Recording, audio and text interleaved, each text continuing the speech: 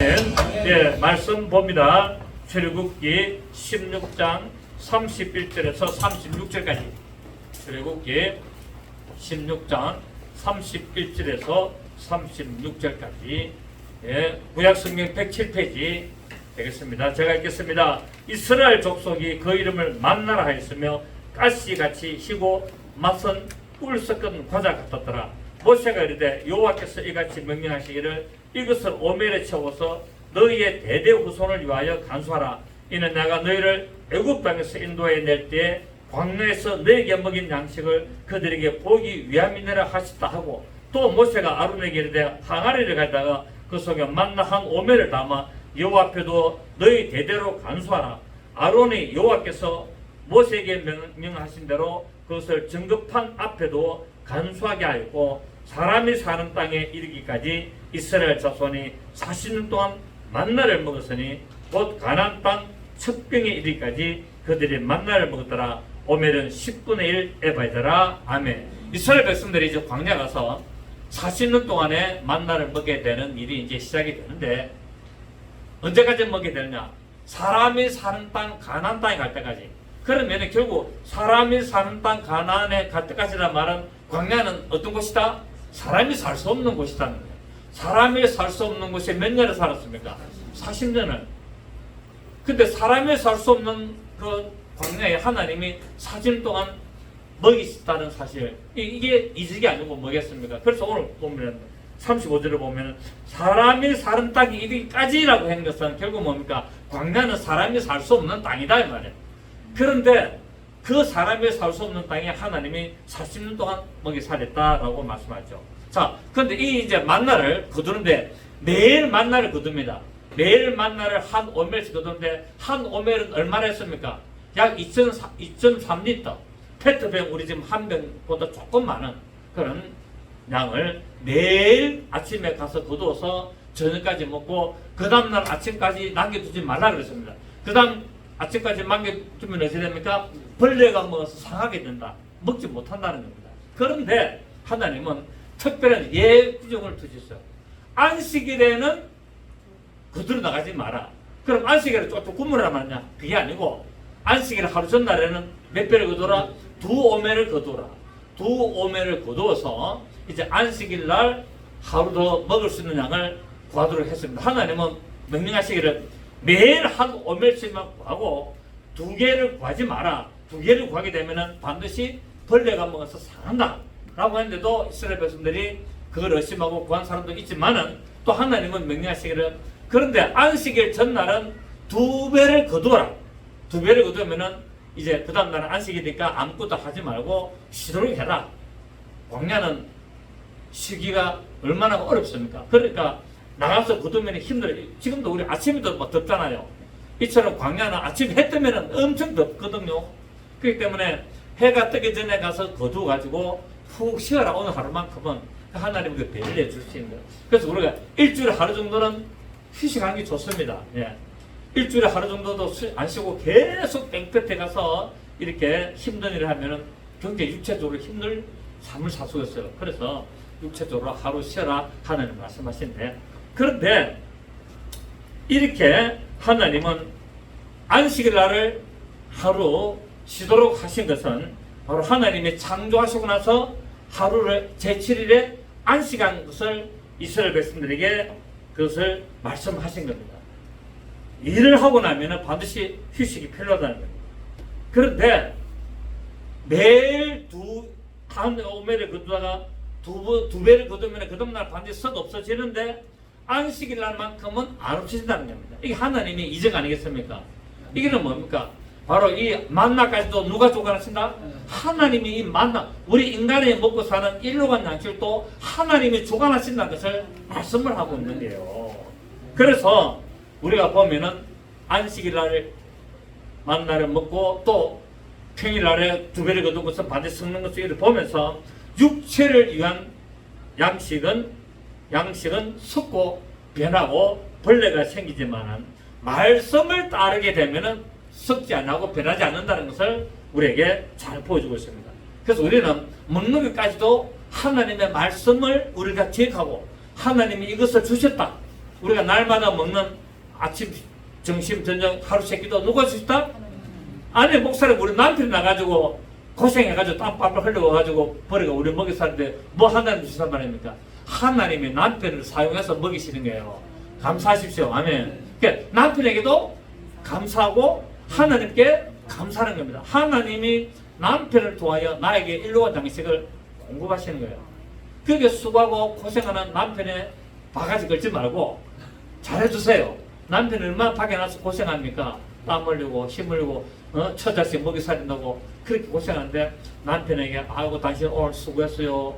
힘드셨죠? 그러면서 뭡니까? 좀 시원한 것 한 잔 먼저 주고 그리고 저녁에 좀 이렇게 뭡니까? 좀 맛있는 것도 좀 해가 다음날 힘을 낼 수 있도록 그렇게 되는데 아니 이것밖에 돈 못 벌어서 인간아 니 참해 이러면 안 되는 거예요. 아시겠습니까? 하나님을 위한 양식은 하나님께서 얼마든지 예배할 수 있다는 거예요. 우리가 말씀에 순종하여 나가면은 얼마든지 우리는 먹고 사는 일에 염려할 필요가 없고 아무것도 하지 말고 항상 기뻐하고 쉬지 말고 기도할 수 있는 그런 삶을 살 수가 있다는 겁니다. 자, 그런데 하나님이 이렇게 말씀해도 불구하고 오심을 하여서 일곱째 날에 아침에 안식일 날 그대로 나가는 사람이 있다고 성경 말합니다. 참 이게 보면요 우리 인간의 한계라는 겁니다. 그러니까 우리 인간은 지금 내가 예수를 믿는다 하면서 교회를 다니는 사람 중에도 이런 사람이 있어 없어요? 그대로 나가지 마라 하면은 안 나가면 될 텐데 예수 믿고 교회 다닌다 하면서도 꼭 그대로 나간 사람이 있고 또 평일날에는 두 배를 거두지 마라 매일 한 5mel만 구하라 해도 꼭 두 배를 구하는 사람이 있고 이런 사람이 있어요. 이것은 뭡니까? 하나님을 의지하지 않는다는 거예요. 하나님의 마음, 말씀을 신뢰하지 않는다는 것을 우리에게 보여주고 있습니다. 그렇기 때문에 나가도 뭡니까? 거두은 것 같지만은 상해버린다는 거예요. 나가서 거두고 왔지만은 바로 어떻게 됩니까? 그 다음날 상해버린다는 거예요. 또 오늘 내가 나가러 안 갔지만은 하나님은 먹이신다는 거예요. 이런 것을 우리가 뭐 해봐야 된다?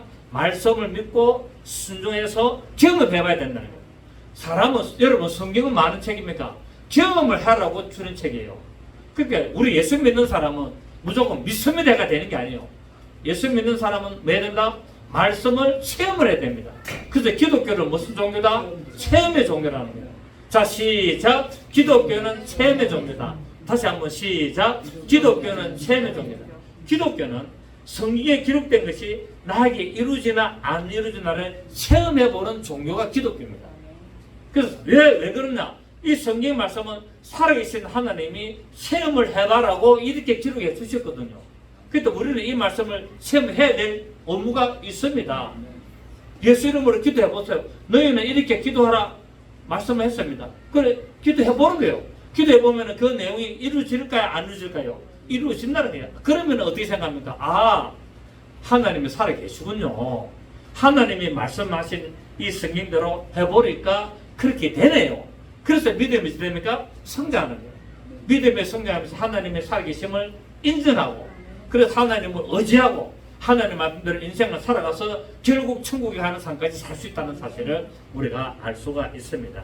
그런데 내가 교회를 다니고 예수를 믿는다 하면서 하나님 말씀을 믿지 못하고 신뢰하지 못하고 의심하면서 뭐 그렇게 되겠느냐? 시대가 어떤 시대인데 지금 내 형편이 어떻고 내가 지금 처해 있는 여건이 어떤데 이렇게 해야지 말씀에는 그렇게 됐음에도 불구하고 그렇게 자기 생각을 한다면은 그것은 뭡니까? 예수 그리스도를 온전히 누리지 못하는 거예요. 하나님의 말씀을 제대로 나의 삶에 적용하지 못하고 하나님과 교통하지 못할 수도 있다는 사실입니다. 물론 천국은 가겠죠. 그러나 이 세상에서 누리는 복은 한정이 있다는 사실을 알 수 있습니다. 여러분이 예수를 믿으면서 하나님에게 나에게 주신 복을 다 누리시고 천국 가시기를 바랍니다. 내가 다 누리고 가야지. 지옥같이 살다가 천국 가는도 뭐 어차피 천국 가면 됩니다. 그런데 천국같이 살다가 천국 가야 되지 않습니까? 이 세상에도 천국처럼 살다가 우리가 마지막에도 천국에 가는 것도 제일 좋은 건데 이 세상에서 정말 고생하고 힘들게 살고 먹고 사는데 급급해가지고 또 고통 속에 환난 속에 그런 어려움 속에 살다가 그래도 믿음을 지켜서 천국 간다. 그것도 잘하는 거지만 이왕이면은 천국까지 살다가 천국 같이 가십시다. 아멘. 그게 제일 좋지 않습니까? 요새 이래 더운데 에어컨도 하나 방해 없이 선풍기 틀어놓고 지내시는 분들이 의외로 많습니다. 엄청 많아요. 그런데 저는 그렇게 생각합니다. 그래도 방에 에어컨을 켜고 밤새도록 잠을 잘 잤다는 건 너무 감사한 거야. 모든 게 감사하다. 모든 게 감사. 우리 사람하고도 이야기합니다. 너무 감사하다. 이렇게 에어컨도 없이 살아가는 저 노인네들도 얼마나 많고 그런 힘든 삶을 사는 사람이 얼마나 많겠냐. 그래도 우리는 그래도 에어컨에도 틀고 밤새도록 우리 낮에는 안 틀어요. 낮에는 전기요금 막 이제 놀고 있어도 안 틀고 낮에는 선풍기에다 땀 흘립니다. 왜냐하면 땀도 흘려도 그거 하니까 하루 종일 에어컨 밑에 있으면 건강이 안 좋아지거든요. 냉만병 오기 때문에 일부러 낮에는 땀을 흘립니다. 선풍기 틀어놓고 땀 쭉 흘리면 그래 합니다. 그런 이제 체력을 내가 저녁에 잘 때는 시원하게 자야 돼. 그게 감사한 거야. 낮에는 지옥같이 더운데 저녁에는 천국까지 시원하구나. 그건 감사한 거야. 그 매사에 감사해. 그 하나님의 말씀을 생각하고 예수 그리스도를 의지하며 나가니까 살아가는 한순간 한순간이 어떤 삶이다? 감사하는 순간이다. 밥 한 그릇 먹어도 감사하고 물 한 잔 시원한 물 마셔도 감사하고 스타벅스 커피 한 잔 마셔도 너무 좋고 더군다나 아이스 아메리카노 얼어주고 또 아이스 아메리카노 얼주가 그 한 잔 먹으면 얼마나 시원하 좋습니까? 그래 주심도 감사하고 그리고 우리 살아가는 삶이 너무 감사한 거예요. 가장 좋은 게 뭡니까? 숨 쉬는 것 자체가 감사한 거예요. 숨 쉬는 거. 더운데 허허거려 보세요. 얼마나 힘듭니까? 근데 숨 쉬는 자체가 너무 감사한 거예요. 자, 오늘 하나님은 말씀합니다. 32절에 보니까 하나님은 만나를 간수를 해라라고 합니다. 어디 안에 해가지고 하나님은 33절에 34절 보면은 항아리를 가져와가지고 검 항아리를 가져와가지고 그 항아리 안에다가 만나를 넣어서 어디다가 정급판 앞에다가 간수를 해라. 언제까지? 대대로. 자 보세요. 32절에 모세가 이르되 여호와께서 이같이 명령하시기를 이것을 오면에 쳐고서 너희의 대대 후손을 위하여 간수하라. 이는 내가 너희를 애굽 땅에서 인도해 낼 때 광야에서 너희에게 먹인 양식을 그들에게 보기 위함이니라 하시다고. 또 모세가 아론에게 이르되 항아리를 가져다가 그 속에 만나 한 오멜을 담아 여호와 앞에 두어 너희 대대로 간수하라. 아론이 여호와께서 모세에게 명령하신 대로 그것을 정거판 앞에 두어 간수하게. 정거계 앞에 두었습니까? 정거판 앞에 두었습니까? 정거판 앞에 두어서 간수하게 하였고 사람이 사는 땅에 이르기까지 이스라엘 자손이 40년 동안 만나를 먹었으니 곧 가나안 땅 적빙에 이르기까지 그들의 만나를 먹었더라. 자, 하나님이 만나를 하나님이 하늘에서 내린 것을 이스라엘 백성들이 대대우선에 그것을 뭡니까? 기억하고 기념하기 위해서 검 항아리, 여기는 항아리지만 다른 성경에는 검 항아리라고 말합니다. 히브리서 9장 4절에 보면은 검 항아리가 되는데 그 검으로 항아리를 만들어 가지고 거기에다가 만나를 한 오멜 담아 가지고 대대로 보관을 하라고 이야기합니다. 자, 그런데 이걸 어디에다 줬냐면은 정거판 앞에 두라고 합니다. 정거판이 어디에 들어가 있습니까? 정거판은 정거궤 안에 들어가 있습니다. 법궤라는 법궤가 있는데 이 법궤 안에 상자에는 뭐를 뒀냐면은 정거판, 검항아리, 아론의 상난 지팡이 이 세 종류만 딱 들어가 있는 거예요. 딴 건 안 들어갑니다. 그러니까 하나님의 법궤, 지승소, 오늘 말하면은 이 강대상, 이 강대상 있는 자리에 여기는 여러분이 앉아있는 자리에는 뭡니까? 성소, 여기는 지승소. 지승소 안에 뭐가 있냐면은 바로 법궤가 이 강대상 위에 놓아지게 있는 거예요. 이 법궤가 놓아지는데 그 법궤 안에 보면은 뭐가 되냐면은 정거판, 두 돌판이죠. 하나님의 십계명이 새겨진 두 돌판이 있고 그 정거판 앞에 이제 만나를 담은 검 항아리를 두고 그 다음에 아론의 상난 지팡이를 두라라고 하나님이 명령하십니다. 그런데 이거를 나중에 보니까 솔로몬이 성전을 건축할 때 보니까 두 돌판만 있고 만나러 가면 금 항아리와 아론의 삭는 지팡이가 없어져 버렸어요. 근데 이 법궤를 볼 수 있습니까 없습니까?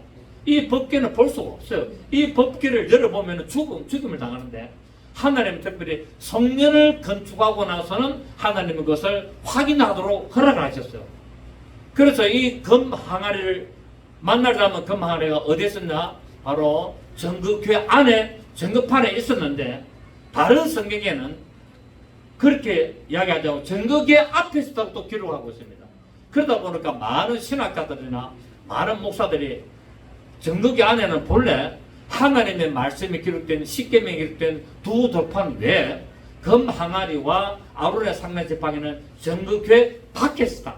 밖에 정극에 있으면 그 앞에다가 놔뒀다라고 주장을 하는 게 오늘의 대체적인 이런 흐름입니다. 근데 아닙니다. 성경에 보면은 분명히 정극판 앞에 뒀다고 말하고 있고 성령님께서 이 금 항아리와 아론의 삭는 지팡이가 법궤 안에 있다고 말씀을 하고 있습니다. 히브리서 9장을 봅니다. 히브리서 9장 보시면 좀 어려운 내용을 오늘 합니다. 어려운 내용 하니까 이해를 못하셔도 뭐 그냥 들어보시면 되겠습니다. 히브리서 9장 4절 히브리서 9장 4절 보면은 자 1절에 361페이지 신약 성경 361페이지 첫 언약에도 섬기는 예법과 세상에 속한 성소가 있더라. 예배한 첫 장막 있고 그 안에 등단대와 상과 진설병이 있으니 이는 성소라 읽고 또 둘째 휘장 뒤에 있는 장막을 지성소라 일컬었나니 시작 금향로와 사면을 금으로 산 언약궤가 있고 그 안에 만나러 담은 금 항아리와 아론의 삭난 지팡이와 언약의 돌판들이 있고 라고 말했죠. 그리고 5절에 봅니까? 그 위에 속죄소를 듣는 영광의 그릇들이 있으니 이것들에 관하여는 이제 낱낱이 말을 할 수 없다라고 말합니다. 자, 언약궤가 정극이거든요. 이 언약궤가 있고 이 안에다가 무엇을 두냐면은 바로 금 항아리와 아론의 삭는 지팡이와 언약의 두 돌판이 있다라고 분명히 이야기하고 그리고 나서 속죄소 뚜껑을 덮었다라고 이야기하고 있습니다. 자, 그러면 금 항아리가 어디에 들어가 있다고요? 언약교회 안에 들어가 있는데 언약교회 안에서 또 어디에 있다고요? 정급판 앞에다 뒀다는 거예요. 정급판 앞에. 그런데 이거를 다른 성경에 보면은 자 우리 역대하 5장 봅니다. 역대하 5장 10절을 보시면 역대하 5장 10절 구약성경 660페이지 구약성경 660페이지 봅니다. 역대하 5장 10절 페이지 수를 찾으세요. 660페이지 역대하 5장 10절 찾았습니까?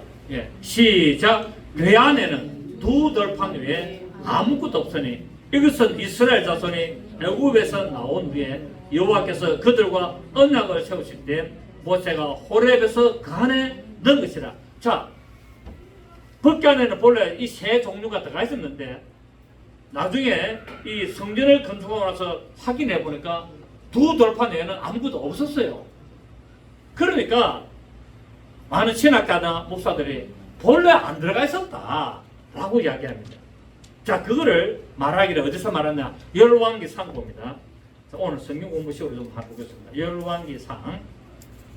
열왕기상 8장 9절 열왕기상 8장 9절 구약성경 524페이지 구약성경 524페이지 열왕기상 8장 9절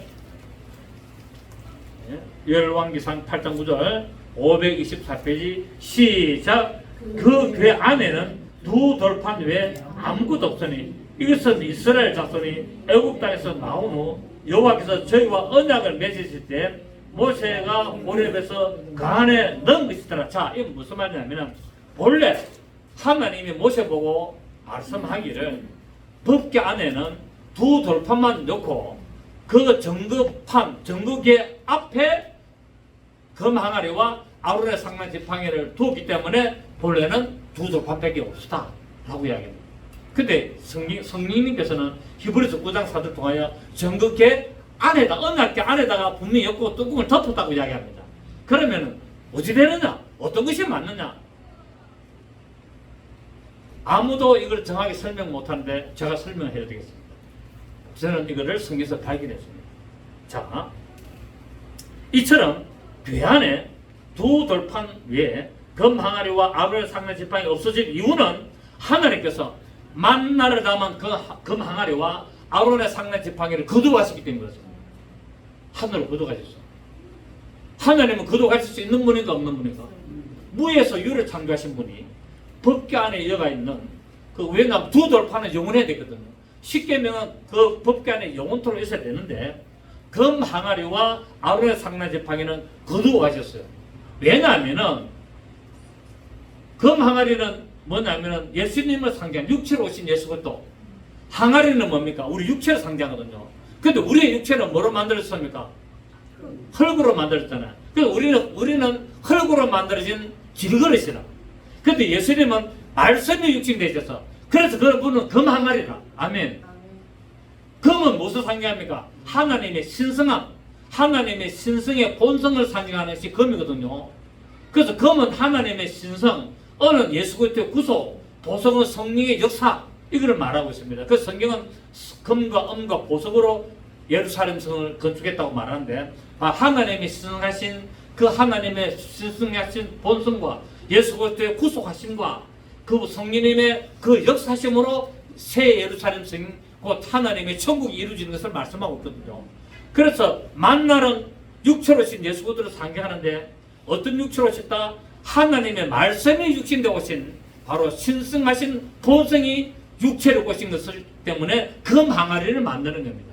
그래서 금 항아리 안에다가 예수님을 상징하는 만나를 넣어서 이제 법궤 안에 보관하고 그 다음에 아론의 상난 지팡이는 뭡니까? 지팡이는 살아있는 겁니까? 죽은 겁니까? 죽은 나무잖아요. 나무를 깎아가지고 지팡이를 쥐고 있기 때문에 전혀 생명이 없어. 그런데 이 생명이 없는 지팡이에 뭐가 납니까? 살구꽃이 핀단 말이에요. 살구꽃이 폈어. 여러분 생각해보십시오. 바짝 마른 지팡이, 그걸 갖다 몇십 년을 들고 다녔던 마른 지팡이에 살구꽃이 빡 펴서 하루 만에. 이거는 무슨 상징하냐면 성령의 역사를 상징하는 겁니다. 그래서 두 돌판은 하나님의 말씀, 금 항아리는 뭡니까? 예수 그리스도 육체로 오신 예수 그리스도, 아론의 상난 지팡이는 누구?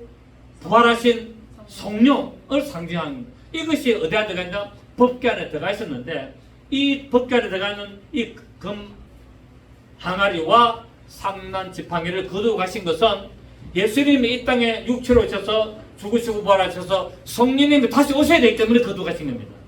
아멘. 법궤 안에 상난 지팡이를 거두고 가신 것은 왜요? 왜 거두고 갔다고요? 성령님이 오셔야 되기 때문에. 하늘에 성령님 어디서 오십니까? 하나님으로부터 오셔야 되기 때문에 상난 지팡이, 성령을 상징하는 상난 지팡이를 거두고 가셨다가 이제 보혜사 성령님이 저와 여러분의 마음에 오시게 된 것을 상징합니다. 그래서 거두고 가셨어요. 그래서 법궤 안에는 상난 지팡이가 있어야 됩니까? 없어야 됩니까? 없어야 됩니다. 거두고 가셔야만이 다시 오시는 거예요. 그리고 금 항아리, 만나러 담은 금 항아리를 거두고 가신 것은 그분이 뭘 오셔야 되기 때문에 다시 육체로 오셔야 되기 때문에. 만나는 뭡니까? 하나의 예표였거든요. 상징이었고 비유였거든요. 근데 실체 되시는 그 예수님이 금 항아리 안에 있는 만나 되시는 예수님이 말씀을 60대 이 세상에 오셔야 되기 때문에 하나님 거두고 가신 거예요. 무슨 말과 이해됐습니까? 법궤 안에 있던 금 항아리와 아론의 상난 지팡이를 하나님이 거두고 가셨는데 왜 거두고 가셨느냐? 예수 그리스도께서 만나러 오신 예수 그리스도께서 이 세상에 육체를 입고 사람의 모양으로 나타나셔야 되기 때문에 하나님 거두고 가셨고, 그 다음에 보혜사 성령님이 이 세상에 오셔서 우리와 함께 하시기 때문에 거두고 가셨다 나중에 새로 다시 오시는 것을 의미하고 있습니다. 그래서 하나님께서는 이 만나를 담은 그 항아리를 하늘로 거두고 가셔서 감추어 놓기 때문에 이것을 말하느냐? 계시록에는 감추어진 만나라고 말합니다. 감추어졌다는 말은 공개됐다는 말입니까? 비밀이란 말입니까? 비밀이라는 거예요. 자, 그래서 하나님이 이 금 항아리와 상난 지팡이를 거두감으로 말미암아 법궤를 이스라엘 백성들이 솔로몬 성전을 건축하고 안에 확인해 보니까 두 돌판밖에 없었는 거예요. 본래는 안에 뭐가 있었다? 두 돌판과 금 항아리와 상난 지팡이 있었지만 밖에 있을 게 아니고 안에 들어가 있었어요. 있었지만 하나님은 하늘에다 감춰놨다는 거예요. 하늘에다 감춰놨다가 이제 다시 뭐랍니까? 육체로 오는데 사람들이 알아봤다 못 알아봤다? 왜? 감춰진 만나기 때문에. 자, 우리 계시록 2장을 봅니다. 계시록 2장 17절. 요한계시록 2장 17절. 요 이야기는 김숙종 목사만 합니다. 거의 안 하는 거로 보면 됩니다. 자, 2장 10절 시작. 귀 있는 자는 성령의 교들에게 하시는 말씀을 들으자. 이기는 그에게는 내가 감췄던 만나를 주고 또 흰돌을 줄 텐데 그 돌 위에 새 이름을 기록한 것이 나니 받는 자밖에는 그 이름을 알 사람이다. 자, 만나를 어디에 뒀다? 하늘에다가 감춰놨다. 하늘에 감춰놨다가 예수님이 이 세상에 오셔서 우리에게 생명양치로 오셨고, 그리고 보혜사 성령님이 오셨고, 다시 그분이 하늘로 부활성전 가셨다가 지금 감춰져 있습니까? 안 감춰집니까? 감춰져 있다가 또 예수님께서는 뭡니까? 재림하시는 겁니다. 어떻게? 공중 재림하시고 지상 재림하시는. 그래서 공개를 하게 됩니다. 하늘에 계속 감춰놓는 거예요. 그 마지막 이 계시록이 이루어질 때까지 어디다 만나가 어디에 있다? 하늘에 어떻게 돼 있다? 감춰주가 있고 성경에도 숨겨놨다. 그렇기 때문에 이걸 이해를 하지 못한다. 법궤 안에 금항아리와 아론의 상난 지팡이를 가 사라진 이유를 지금도 찾지 못하고 있는데 성경에는 다 이렇게 말씀을 해놨다. 아멘. 그래서 우리는 이 성경을 보고 예수님이 다시 오실 것이라는 믿음, 이것을 가지시기를 바랍니다. 마지막 때에 이기는 자들에게 만나를 주시다는 겁니다. 그래서 우리 예수님이 다시 오시는데 언제 오시느냐? 이제 반드시 다시 오신다고 말합니다. 자, 그게 어디 있냐? 계시록 1장에 있습니다. 1장 1절 봅니다. 계시록 1장 1절에 자, 계시록 1장 1절 시작. 예수 그리스도의 계시라. 이는 하나님이 그에게 주사 반드시 속히 일어날 일들을 그 종들에게 보시려고 그의 천사를 그 종 요한에게 보내 알게 하신 것이라. 자, 이 반드시 일어날 일이 뭐냐? 요한계시록 1장 1절에 반드시 일어날 일은 예수님이 다시 오시는 것이 반드시 일어난다는 겁니다.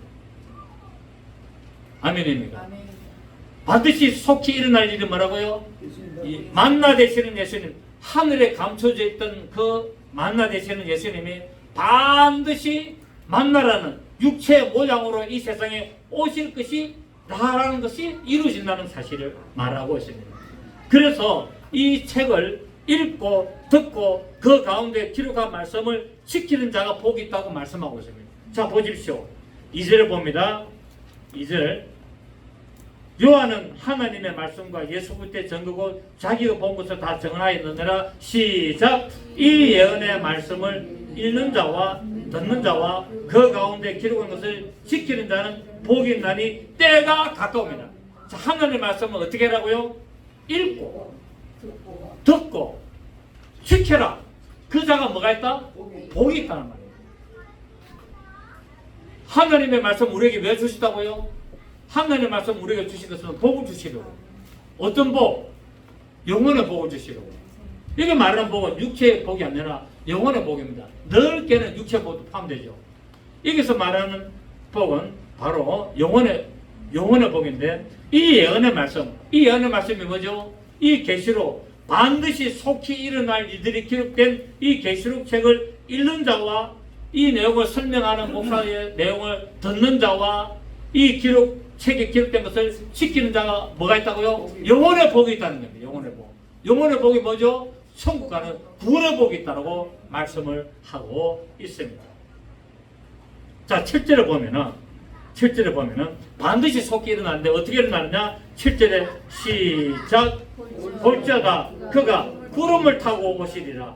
각 사람의 눈이 그를 보겠고 그를 찌른 자들도 볼 것이요 땅에 있는 모든 족속이 그로 말미암아 애국하리니 그러리라. 자, 반드시 속히 될 일이 뭐라고요? 예수님이 뭐를 타고 온다? 7절. 자, 7절 다시 보세요.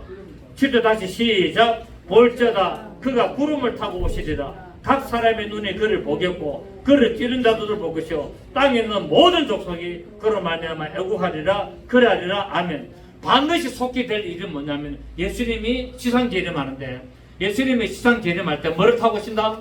구름을 타고 오신다는 거예요. 구름은 천사를 말하잖아요. 예수님이 이 세상에 오실 때는 모든 천군 천사와 함께 이 세상에 오시는 것을 어떻게 된다? 각 사람의 눈에 다 그를 본다는 거예요. 이 세상에 살아있는 사람이 다 봅니까? 안 봅니까? 그때 휴구되지 못하고 남아있는 사람들 다 봅니다. 다 보게 돼요. 이 세상에 어떤 사람도 하자도 빠짐없이 각 사람이 눈에 그를 보겠고 그를 예수님을 2000년 전에 십박에서 그 옆구리 찌른 로마 군인도 본다고 말합니다. 이게 가능한 일입니까? 가능하죠. 왜? 로마 군인은 어디에 있기 때문에? 엄부에 있기 때문에. 엄부는 이 우주 안에 있잖아요. 이 우주 안에 있다가 예수님이 지상재 공중재림하고 시상재림하는 것을 다 본다 안 본다? 다 본다. 예수님의 옆구리를 창으로 찌른 로마 군인 2000년 전에 죽었던 그 로마 군인도 예수님이 구름을 타고 이 세상에 지상재림하는 것을 다 본다는. 이 세상에 태어난 모든 사람은 다 본다 안 본다? 다 본다. 낙원에서도 다 보고 있다. 그래서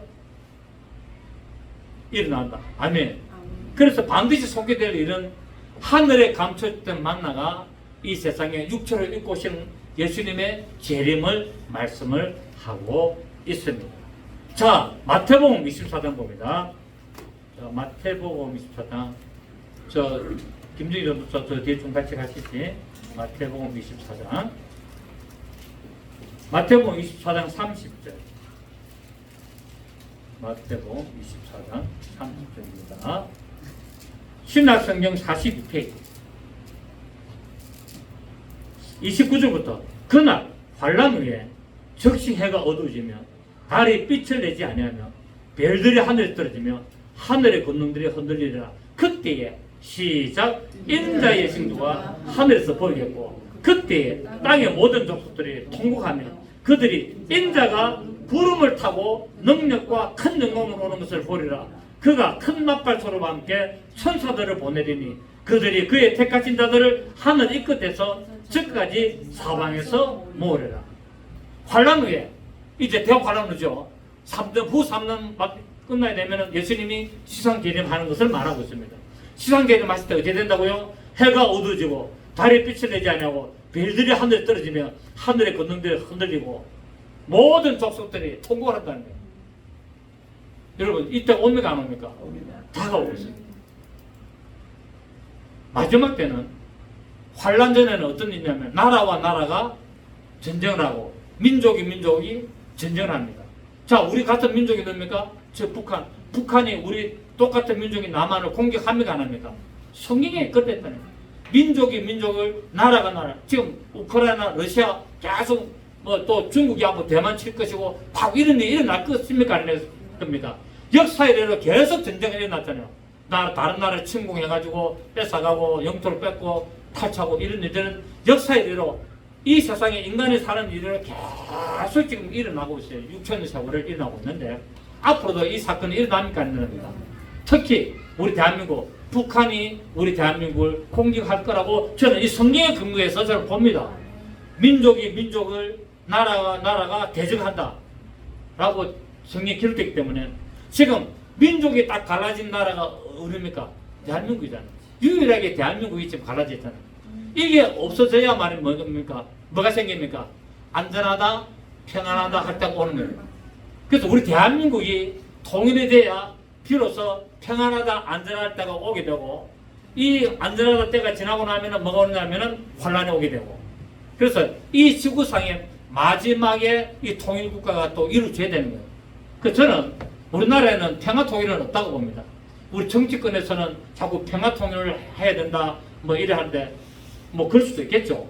근데 제가 성경을 보았을 경우는 평화 통일은 없고 전쟁을 일으킴으로 말미암아 통일이 일어나지 않겠나 제 생각입니다. 북한이 우리 대한민국을 침략해가 내려오면은 전쟁이 일부 일어나가지고 통일을 시키는 것이 성경적이다 내가 볼 때는. 근데 이게 먼 일이다 아니다. 그렇게 먼 일은 아닌 겁니다. 2030년 안에는 안 이루어지겠는가? 이건 이야기를 내가 30년 전부터 이야기했습니다. 그렇죠? 3년 전부터 대한민국은 평화 통일이었고 전쟁 통일인데 북한이 먼저 쳐들어온다. 그리고 미래에다가 대한민국이 미국하고 이런 도움받아서 미국 올라가지고 전쟁 통일시키고 중국하고 러시아가 못 내려도록 미국이 지켜준다라는 게 제 주관입니다. 그렇기 때문에 이게 그때는 좀 많이 멀었지만은 제가 지금 이 지금 세상 돌아가는 거나 지금 이런 것들을 볼 때, 그리고 과학이나 이런 모든 것들이 AI 시대가 이렇게 발달하고 하는 걸 보면서 그렇게 멀지는 않았구나. 2030년 안에 이런 일이 일어나지 않겠는가라는 제 나름대로 추측이 있습니다. 이게 일어나야만이 뭐가 옵니까? 공동재림이 있다. 이게 아니에요. 대한민국이 통일 안 되면 공동재림 없습니다. 아직까지 계속 이루어지는 거예요. 대한민국이 통일되고 비로소 뭡니까? 저 이슬람 저쪽에서도 전쟁이 뭡니까? 전쟁이 다 처리가 되면은 비로소 평안하다 안전하다는 그때가 적그리스도 나와서 한다는 거예요. 그러고 나면은 예수님의 재림이 일어납니다. 감췄던 만나를 공개합니다. 그래서 여러분 이런 믿음을 가지고 언제 될지는 알 수 없으나 때와 시기에 대해서는 우리는 말하지 못하기 때문에 그렇게 멀리 있는 건 아닌 것 같아. 그때서 다 당장 내일 모레라는 말이 아니고 그렇게 먼 일이 아닌 것 같으니까 여러분 신앙생활 잘 하시고 여러분 늘 믿음 지키시길 바랍니다. 어떤 일이 대한민국에 일어나도 하나님은 믿는 자에는 먹을 것을 공급하시고 살아가도록 역사하십니다. 그렇기 때문에 여러분은 이런 내용들을 다 계시록에 하고 마태복음 다 기록되어 있으니까 이걸 가지고 벌벌 떨고 또 이거 가지고 이용하고 이렇게 하시는 게 아니라 성경이 그렇기 때문에 오늘 우리는 감췄던 만나를 설교하다 보니까 이 내용을 제가 생각나서 이야기하는 겁니다. 제가 30년 전부터 이런 내용들을 설교를 해왔기 때문에 항상 우리는 믿음을 지켜야 된다라는 것을 말씀을 드립니다. 아멘. 그래서 우리는 반드시 예수님께서 오신다라는 사실은 반드시 속히 일어날 일이 뭐냐? 예수님의 재림이다. 자, 마태복음 다시 26장 마태복음 26장 64절 마태복음 26장 64절 보시면 예수께서 이럴 때 내가 말하였느니라 그러나 내가 너에게 이르노니 이후에 인자가 권능의 우편에 앉아있는 것과 시작 하늘 구름을 타고 오는 것을 너희가 예수님이 뭐를 타고 온다? 하늘 구름을 타고 오는 것을 시상재림할 때 그냥 오는 것이 아니라 하늘 구름 곧 1만 천사들과 함께 내려오는 것을 천군 천사들과 함께 내려오는 것을 너희들 다 어찌 된다? 다 보리라. 우리가 이게 소설 같고 만화 같습니까? 아 이거 좀 만화 같고 이상하네요. 아니에요. 이런 일이 실제 일어난다니까요. 하나님은 능치 못한 게 없어요. 하나님은 능치 못함이 없고 하나님은 무소부지하셔서 안 계신 곳이기 때문에 하나님이 한번 기록해 놓은 말씀대로 반드시 그분은 천군천사와 함께 이 세상에 옵니까 안 옵니까? 옵니다.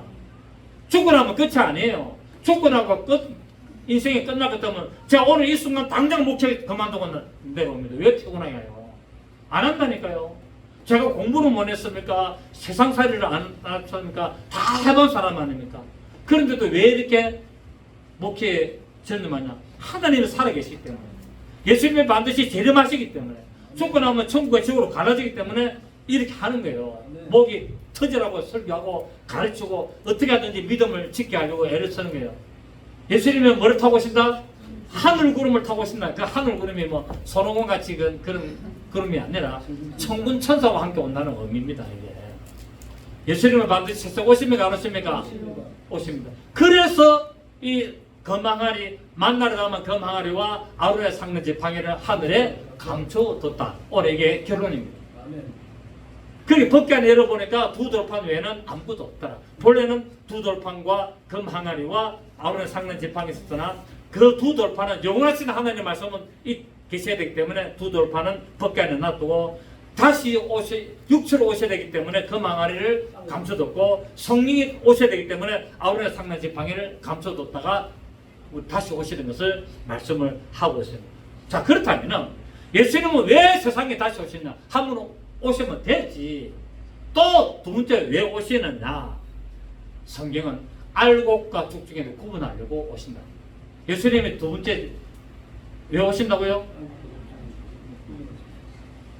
아니, 한 번 오셔가지고 십자가 주셔서 우리 구원하시고 믿는 자 다 구원받고 예수 믿으면 다 천국하면 되지. 왜 또 피곤하게 오시느냐 이 말이야. 예수님도 피곤합니까 안 피곤합니까?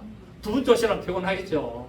한 번 와가지고 찔렸는데 또 와가 또 찔리게 좀 겁나겠지만 그건 무조건 소리고. 그 왜 예수님이 두 번 또 오셔야 되냐 이 세상에. 이 지긋지긋한 세상에. 믿는 자들이 위해서 오십니다. 처음에 오실 때는 누구를 위하여 오셨다? 안 믿는 자들을 구원하려고 오셨고, 두 번째 오셨을 때는 믿는 자들 중에서 알곡과 죽정이를 갈라치기 하려고 오신다는 사실입니다. 아멘. 자, 마태복음 3장 11절. 마태복음 3장 11절. 마태복음 3장 11절. 시작. 나는 너희로 회개하게 하기 위하여 물로 세를 베풀거니와 내 뒤에 오시려는 나보다 능력이 많으시니 나는 그의 신을 들기도 감당하지 못하겠노라. 그는 성령과 풀로 너희에게 세를 베푸실 것이요 손에 키를 들고 자기의 타당마당을 정하게 하사 알고 모아 곳간에 들이고 죽정이는 꺼지지 않는 불에 태우시다. 예수님이 다시 재림하시는 목적은 알고 모아서 천국에 데려가고 죽정이는 지옥불에 던지려고 오신다는 거예요. 그거 하시려고 오신다는 거예요. 그때 우리는 이제 예수를 믿고 구원 받았습니다. 우리는 뭐가 돼야 됩니까? 알곡이 돼야 돼요. 죽정이 되면 곤란한 거예요. 죽정이.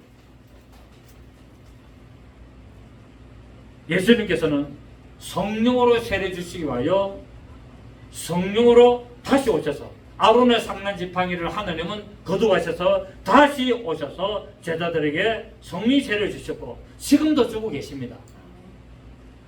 그리고 이제는 불 세례를 베푸시려고 세상 끝에 다시 예수님이 재림하시는 거예요. 알곡은 어디 간다? 천국에. 죽정이는 어디 간다? 불타는 곳에 간다라고 성경은 말씀을 하고 있습니다. 자, 베드로서 3장 8절 봅니다. 베드로서 3장 6절. 저 베드로서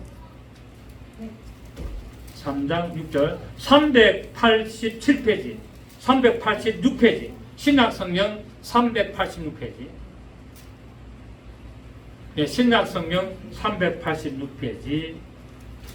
베드로서 3장 6절에서 7절. 이로 말미암아 그때에 처음 세상은 노아 용수 때는 물이 넘침으로 멸망하였을 때 시작. 이제 하늘과 땅은 그 동일한 말씀으로 불사르기 위하여 보호하신 바 되어 경건하지 않은 사람들의 심판과 멸망의 날까지 보존하여 두신 것이다. 하나님이 처음 심판했습니다. 그 처음에 심판을 한 증거가 뭡니까? 노아의 홍수. 노아의 홍수로 말미암아 온 세상을 심판했는데 그때는 불로 안 하고 뭘 했습니까? 물로 했단 말이에요. 물로 심판했다는 말은 기회를 준다는 말이에요. 근데 마지막 때는 어떻게 된다고요? 불로 이제 심판한다고 이야기합니다. 불로 심판한다는 말은 기회가 없고 끝이라는 말이에요. 완전히 다 태운다는 거예요. 물로 심판한다는 말은 흔적이 남아있다는 거예요. 여러분, 우리 홍수 때 보면 확 스쳐내가도 다 남아있습니까? 안 남습니까? 근데 불은 다 타버리면 죄만 남는 거예요. 흔적이 없는 거예요. 이처럼 하나님이 노아의 홍수를 통해서 첫 번째 심판할 때는 기회를 주시려고 심판하시고 이제는 다시 재림하시면은 불로 심판하심으로 말미암아 완전히 끝장을 내는 이 인류의 역사, 지구의 역사, 우주의 역사가 끝장이 나는 이것을 하나님은 말씀을 하고 있습니다. 그런데도 많은 사람들은 오늘 유네스를 또 믿고 있죠. 사람이 죽고 나면 어디 간다? 저 사후세계 갔다가 이 우주에 어마어마한 별들이 있는데 이 세계 영혼이 죽고 나면은 가는 사후세계가 별이 있어. 그거 갔다가 때가 되면은 또 육체를 입고 윤회한다. 이 윤회 사상이 계속 도는 거예요. 사탄의 거짓말입니다. 아멘. 사람이 죽고 나면은 윤회 있습니까? 없습니까? 없어요. 사람이 죽고 나면 육체는 헐고 돌아가고 그 영혼은 천국의 적으로 딱 갈라지게 되는 거예요. 그 일이 전에 나은과 엄부로 딱 갈라지게 되어 있어요. 요거 이 사실을 절대로 잊지 마시고 죽고 나면 윤회한다. 죽고 나면 또 끝났다. 이런 거 아니라 죽고 나면 그때부터 인생이 시작되는 거예요. 아시겠습니까? 죽고 나는 그 순간부터 천국이나 지옥이나 영원한 인생의 삶을 살아간다는 사실. 분명히 깨달으시고 예수 잘 믿으시는 그런 여러분들 제가 예수 이름으로 축복합니다. 살아계신 주님 감사드립니다. 반드시 속히 되리 곧 하늘에 하나님께서 감췄던 만나 되시는 예수 그리스도께서 다시 재림하실 이 이야기를 오늘 우리가 선거하고 우리가 알았습니다. 그렇습니다. 하나님의 말씀은 1.1핵도 땅에 떨어지지 않고 변함이 없이 그대로 성취된다 하였사오니 우리는 다시 오실 주님을 믿으며 기대하며 살아가기를 소원합니다. 그 날까지 우리의 믿음 흔들지 않게 하시고 좌로나 우로나 치지 않게 하시고 다시 오실 주님 만나 뵙는 그런 역사 있게 하여 주옵시고 그 이전에 우리는 공중시구 당하고 혹도 그 이전에 죽는다면 주 안에서 죽은 복된 자가 되어서 나군에 갖는 자 되기를 원하옵나니 우리의 믿음 늘 주님과 함께 성령님과 함께 인도하고 동행받는 그런 삶 살게 하여 주시옵소서. 예수님의 이름으로 기도드립니다. 아멘. 369장